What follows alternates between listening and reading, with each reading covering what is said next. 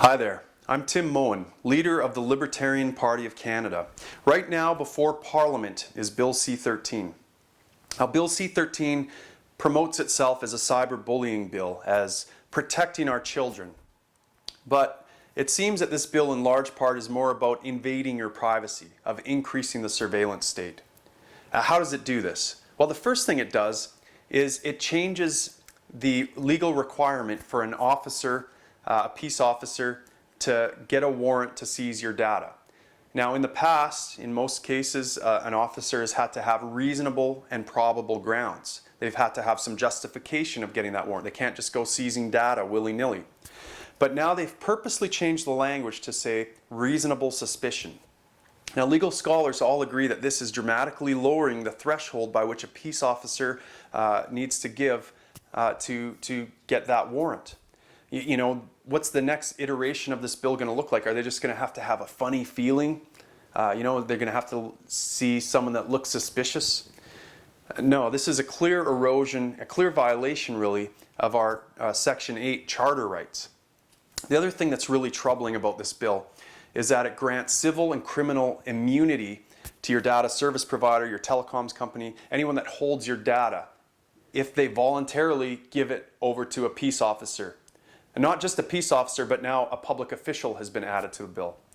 So think about that for a second. You know, one of the things that underpins a free society is property rights. It's contract enforcement. It's you know, my ability to sign an agreement with a service provider that is honored and that I have then recourse if they breach that contract. And right now what the government's trying to do is grant immunity to say, no, data service providers, telecoms companies, they have no accountability to their customers.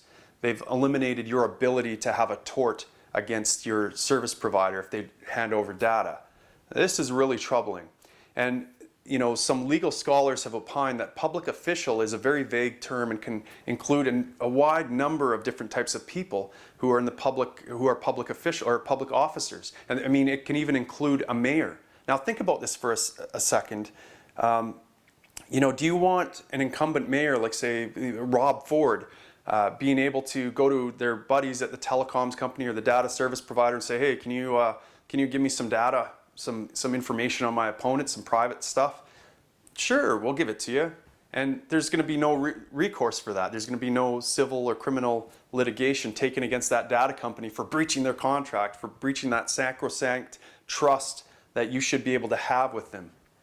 It's a clear erosion of our civil liberties as free-born men and women in this country.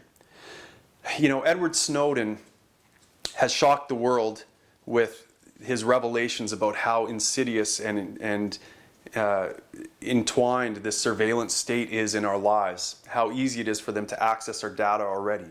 And this bill is just making that surveillance state bigger. It's making it easier for government to do this. And we need to push back. We need to start with this bill, but this bill is just the start. We need to oppose this bill, and we need to stop giving away our freedoms for security. Because in the end, we're not going to have either of those things. And maybe we don't deserve it if we do that. So let's push back against this bill. You can go to openmedia.ca and find out all sorts of information, join the fight, figure out how to organize and push back against this creep of the surveillance state. The world needs you to be a hero right now and step out of your comfort zone and speak out about this.